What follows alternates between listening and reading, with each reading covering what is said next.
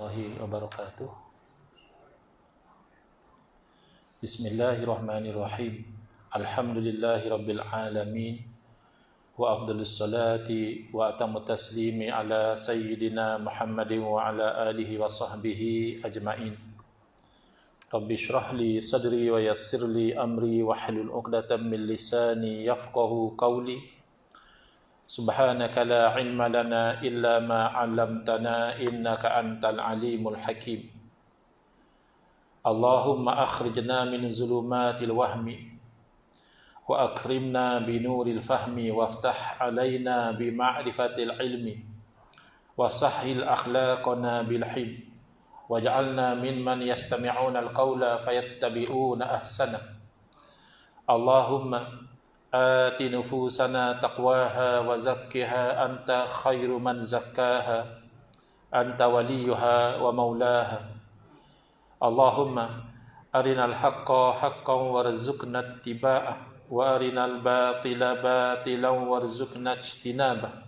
Allahumma anfa'na bima 'allamtana wa 'allimna ma yanfa'una wa zidna ilman wa huda. Amma ba'd. Alhamdulillah, muslimin, muslimat, hadirin hadirat yang saya hormati. Moga-moga kita semua dirahmati dan diberkati oleh Allah Subhanahu wa taala. Dan moga-moga kita semua dikurniakan oleh Allah Subhanahu wa taala kefahaman yang baik di dalam urusan agama dan dikurniakan keikhlasan yang menyeluruh di dalam menuju kepada ridha Allah Subhanahu wa taala.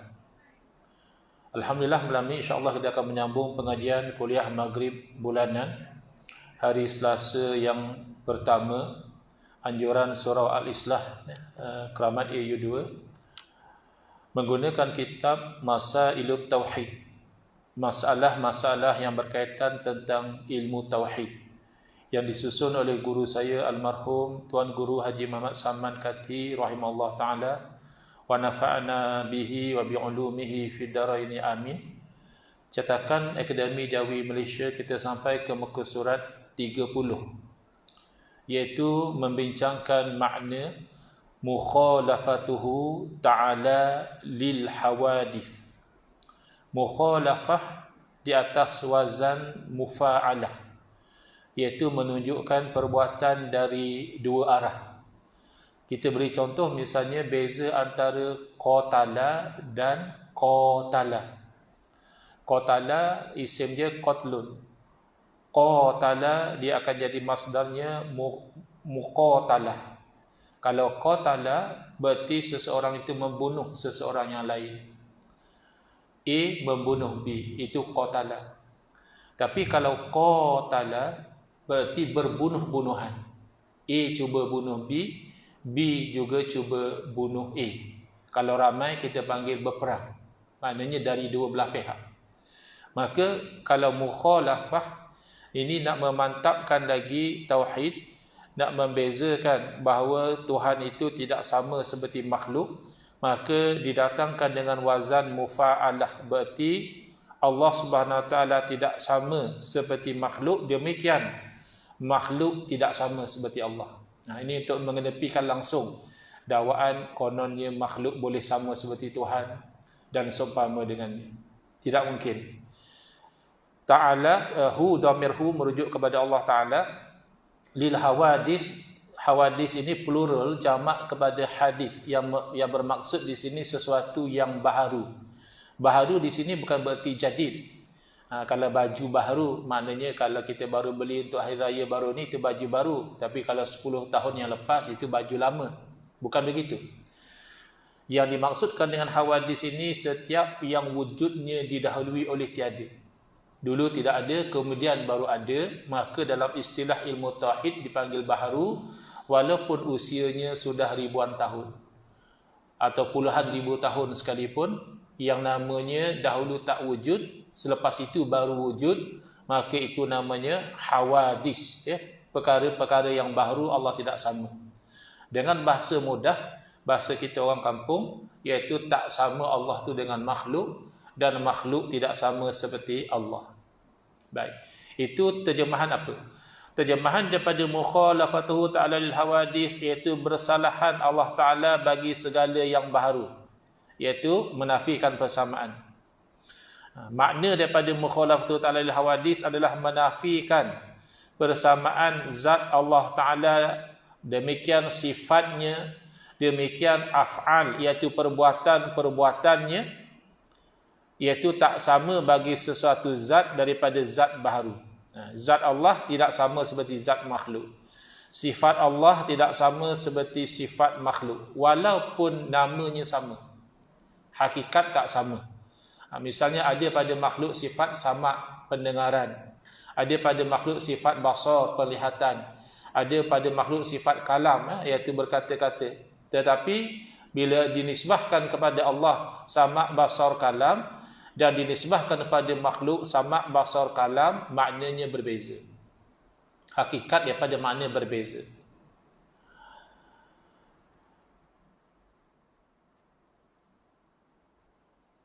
Yakni bila berbicara tentang zat Allah Ta'ala, bila kita katakan zat Allah Ta'ala tidak sama seperti zat yang lain, berarti zat Allah Ta'ala bukanlah jirim atau jisim.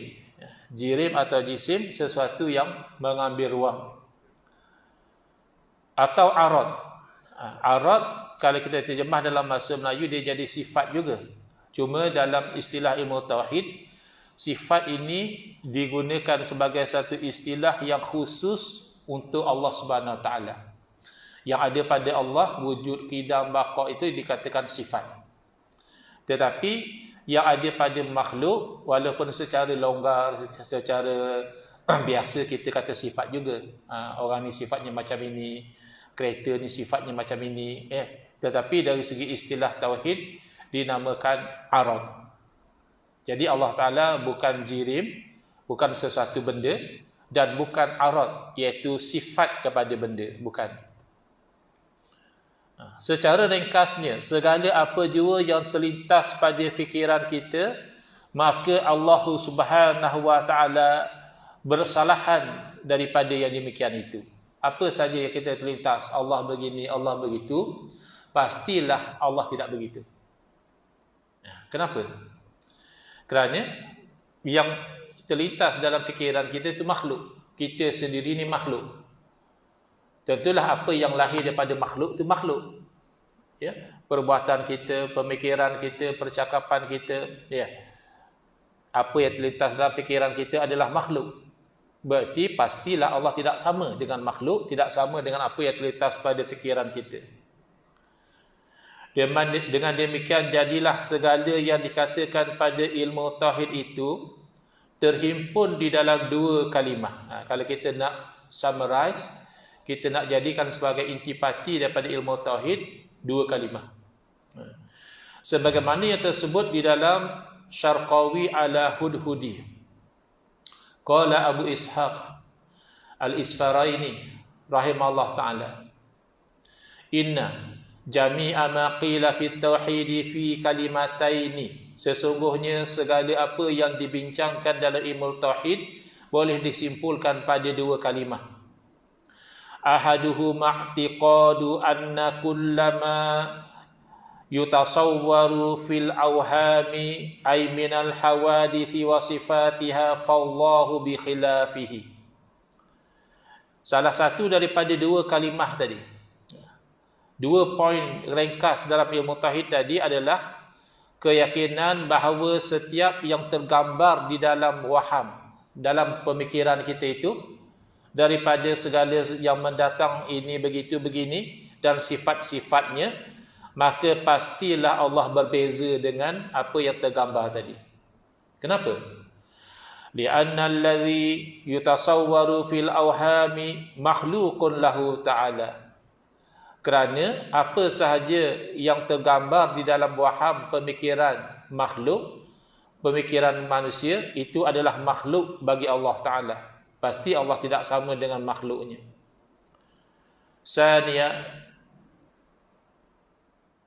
Saniyuhuma, yang kedua daripada dua poin utama tadi, i'tiqadu anna dhatahu ta'ala laysat mushbihatan bi dhatil makhluqati wala khaliyatan anis sifatil kamalati, Yang kedua adalah berkeyakinan bahawa zat Allah Ta'ala tidak sekali-kali menyamai dengan zat segala makhluk.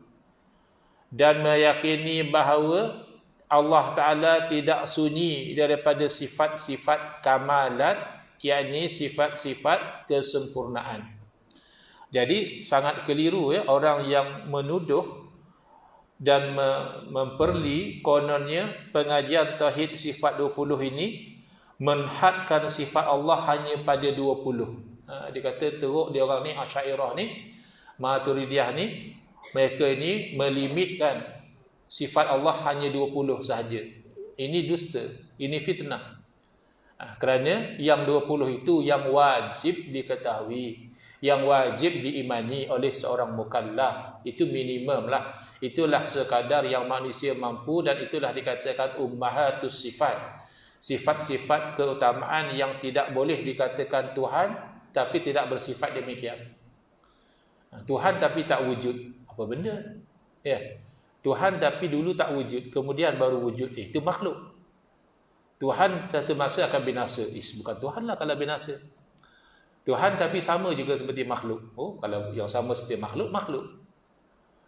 Tuhan tetapi berhajat kepada makhluk. Bukan Tuhan. Kalau sampai berhajat kepada yang lain.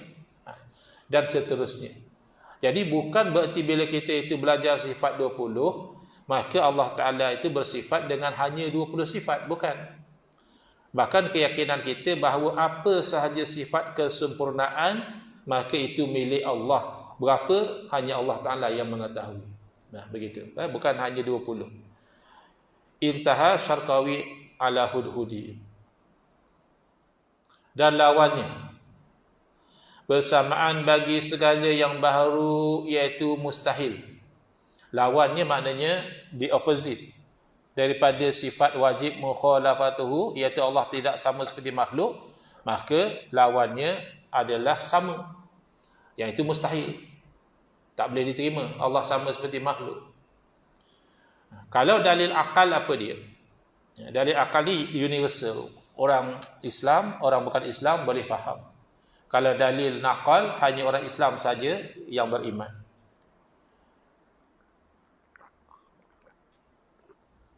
Dalil akal, jikalau menyamai Allah Ta'ala dengan sesuatu daripada baharu, yakni makhluk, nescaya baharulah dia. Ya, sebab sama. Yang sama itu kan sama. Takkan berbeza pula kata sama. Sama seperti makhluk, ya makhluk. Sebab itu tak ada yang sama seperti Tuhan. Kalau ada sama seperti Tuhan, berarti Tuhan itu banyak. Mustahil. Ya. Dalil akal, jikalau menyamai Allah Ta'ala dengan sesuatu daripada baharu, nescaya baharulah dia. Kalau baharu, maka tenafilah kidam dan bakoknya. Kerana sesuatu yang baharu itu, dia ada permulaan, dan bila ada permulaan, ada pengakhiran. Tapi bagi kita orang yang sudah beriman, maka dalil naqal, dalil wahyu banyak. Antaranya firman Allah Ta'ala, laisa kamithlihi syai'un. Tidak ada sama seperti Allah, satu apa pun tak ada. Selesai. Kita pergi kepada sifat salbiyah yang seterusnya. Kita ingat balik ya, sifat salbiyah ni berfungsi menafikan yang tidak layak bagi Allah Ta'ala. Jadi tadi mukhalafatuhu ta'ala lil hawadis, menafikan yang tidak layak bagi Allah, iaitu sama seperti makhluk. Sekarang ini qiyamuhu ta'ala bi nafsih. Kalau diterjemahkan artinya berdiri Allah Ta'ala dengan sendirinya. Ini kalau tidak diterangkan, bagi orang yang tidak biasa, itu akan menimbulkan bayangan yang tidak tepat. Kerana berdiri, ya berdiri. Daripada kita duduk, kita bangun. Berdiri di atas dua kaki kita. Maka orang yang tak sakit, orang yang tak stroke, ya boleh berdiri dengan sendiri. Orang yang sakit, yang stroke itu perlu dibantu. Orang terlampau tua, terlampau uzur, tak mampu berdiri sendiri, kena dipapah, bukan begitu. Itu hanya terjemah, itu bukan makna. Yang dimaksudkan dengan qiyamuhu ta'ala binafsihi, maknanya adalah menafikan berkehendak Allah Ta'ala kepada zat dan kepada yang menjadikan dia. Jadi kalau sampai Allah Ta'ala berkehendak kepada zat yang lain, atau berkehendak kepada yang menjadikan, maka berarti ternafi ketuhanan.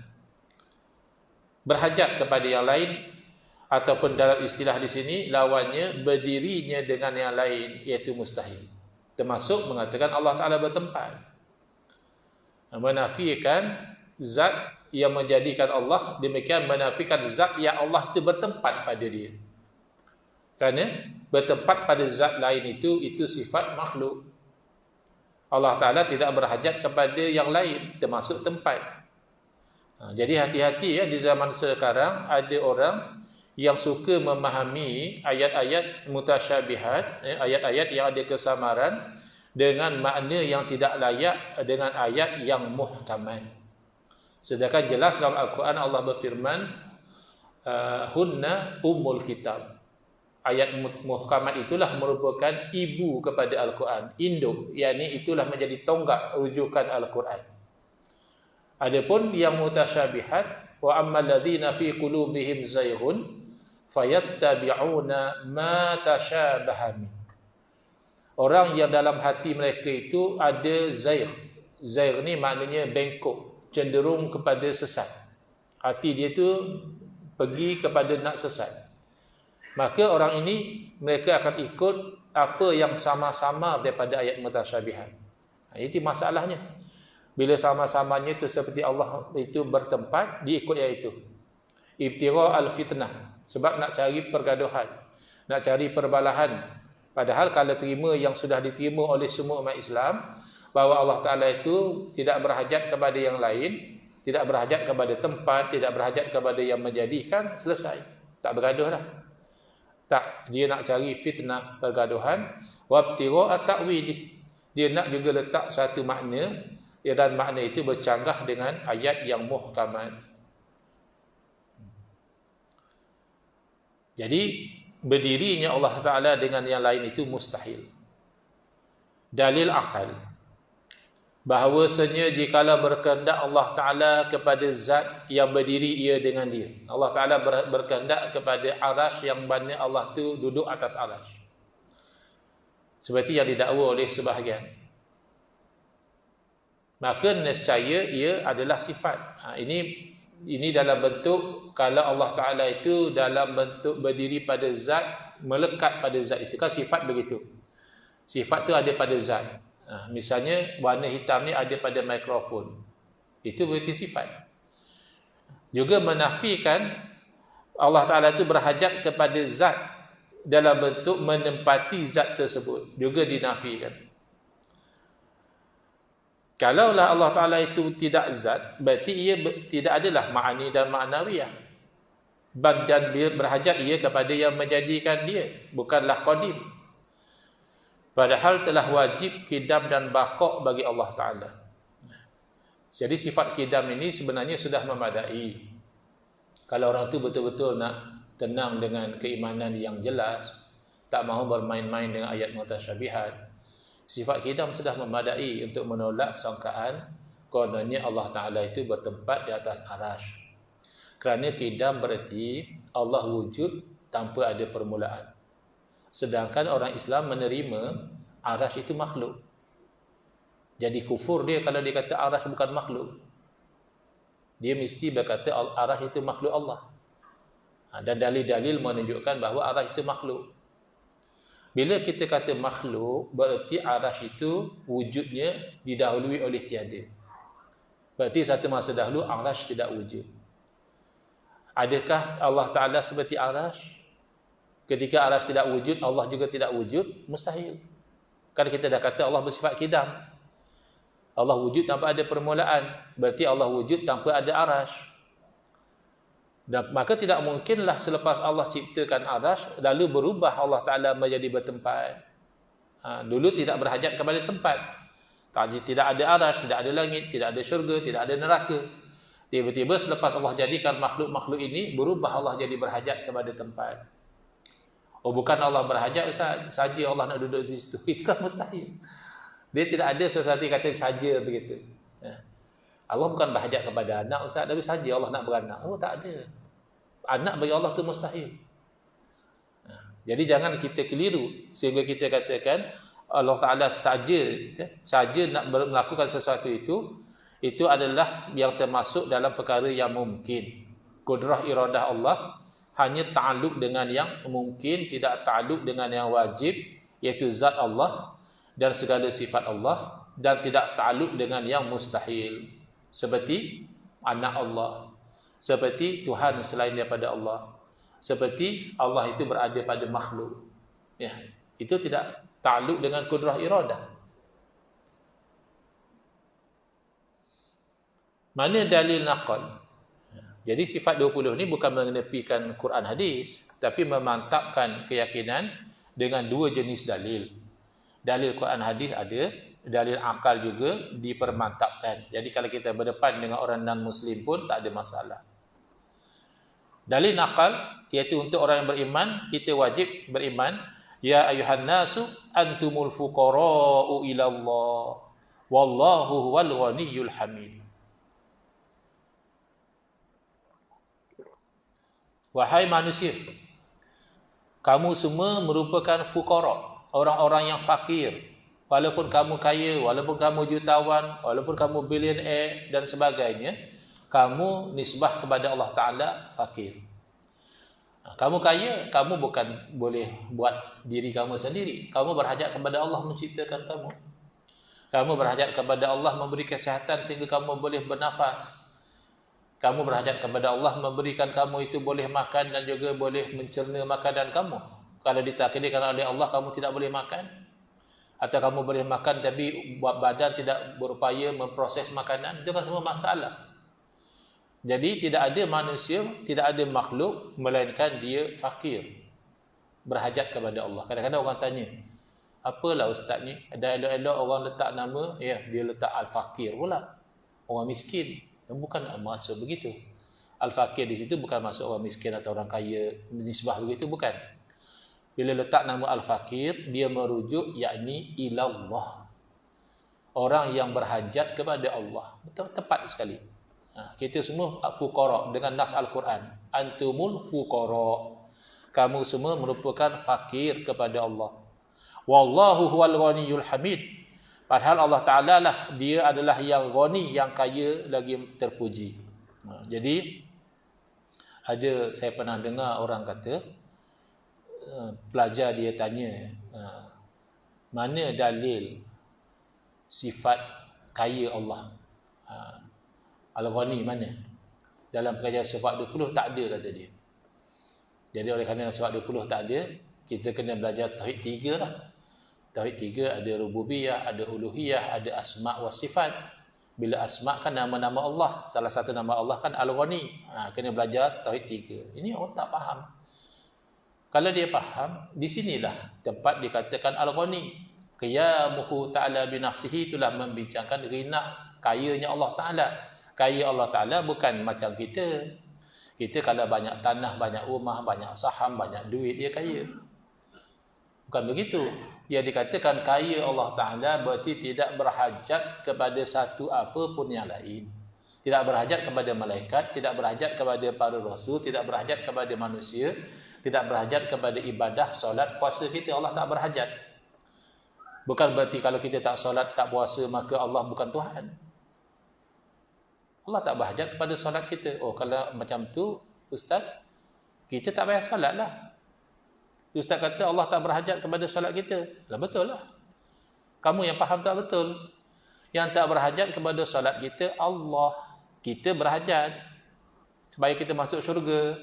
Supaya kita jangan masuk neraka, kena solat. Tapi kalau kita tak solat, Allah tetap Allah.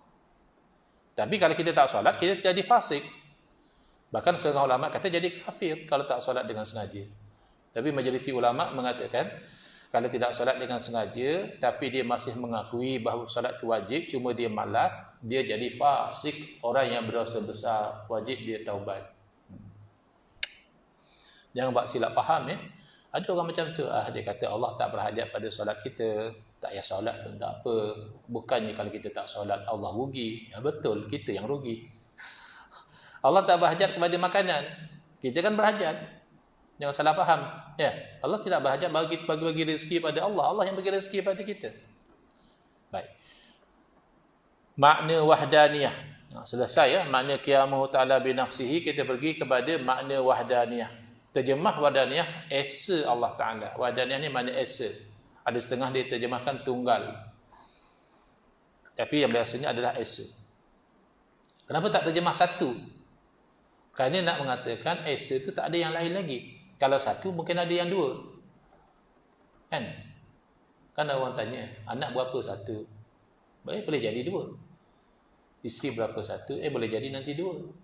Tapi kalau esa tidak ada dua lagi. Tidak ada tiga lagi. Itu maksud esa.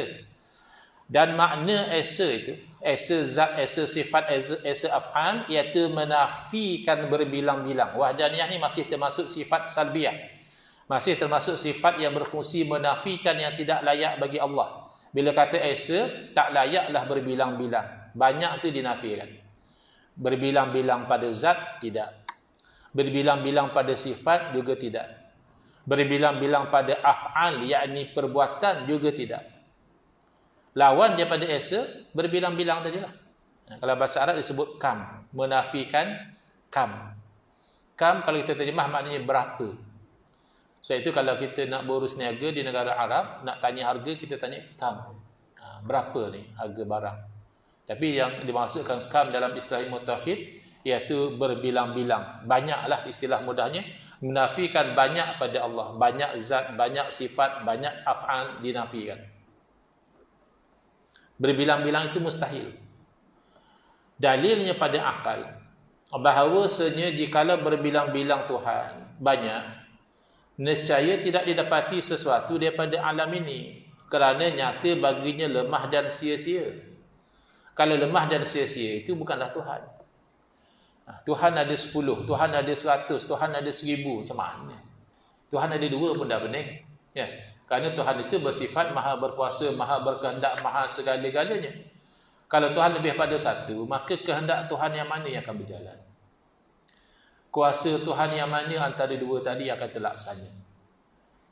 Ya, kalau yang 1 tu dikalahkan kehendak dia, tak terlaksana kehendak dia, maka dia bukan Tuhan. Sebab dia kalah. Kalau dikatakan tak ada yang kalah Ustaz. Tuhan sama Tuhan mereka bekerjasama. Oh, itu tanda dia lemah. Kan?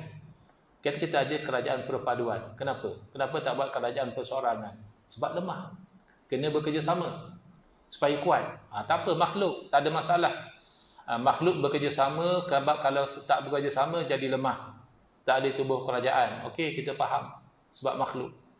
Tapi Tuhan nak kena bekerjasama dulu, nak kena berbincang, nak kena musyarat dulu. Itu bukan Tuhan. Mustahil. Jadi lemah itu tak mungkin dikatakan Tuhan. Padahal telah nyata pada dalil qiyamuhu binafsihi, iaitu Allah Ta'ala itu kaya daripada tiap-tiap barang yang lain daripadanya dan berkehendak kepadanya segala barang yang lain. Maka nyatalah Allah Subhanahu Wa Taala esa, tidak ada sekutu baginya, tidak ada syirik bagi Allah Ta'ala. Soalan, adakah mengesakan zat Allah dan mengesakan sifat dan mengesakan af'al? 3 wahdaniyatul zat, wahdaniyatul sifat dan wahdaniyatul af'al bermakna menafikan banyak pada zat, menafikan banyak pada sifat, dan menafikan banyak pada af'al. Adakah itu maksudnya mengesakan? Jawapan, bahkan mengesakan zat, bahkan mana ya, betul, tepat. Mengesakan zat dan mengesakan sifat dan mengesakan af'al itu bermakna menafikan banyak pada zat, menafikan banyak pada sifat dan menafikan banyak pada af'al. Itu secara umum. Secara terperinci, inilah yang dinamakan menafikan kam yang 5. Ini jadi masuk istilah ya. Bagi sesetengah orang, bila masuk istilah ni dia rasa susah. Bagi sesetengah orang tak ada masalah, hanya istilah. Jadi kalau rasa susah, tak ada masalah, lupakan istilah, pergi kepada poin dia.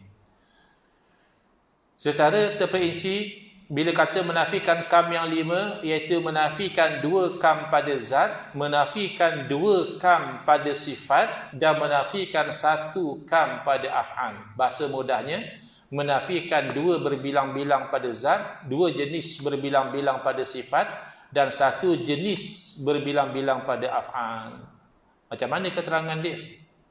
InsyaAllah kita akan sambung dalam kuliah akan datang. Hadza wabillahi taufiq wal hidayah. Wassalamualaikum warahmatullahi wabarakatuh.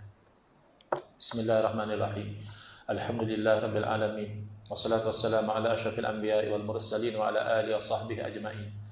Allahumma shrah sudurana wa ahsin akhlaqana wa azim ujurana wa nawwir qulubana bi nuri hidayatika kama natarada bi nuri syamsika abadan abada bi rahmatika ya arhamar rahimin. Walhamdulillahirabbil alamin. Amin ya rabbal alamin wal afu minkum.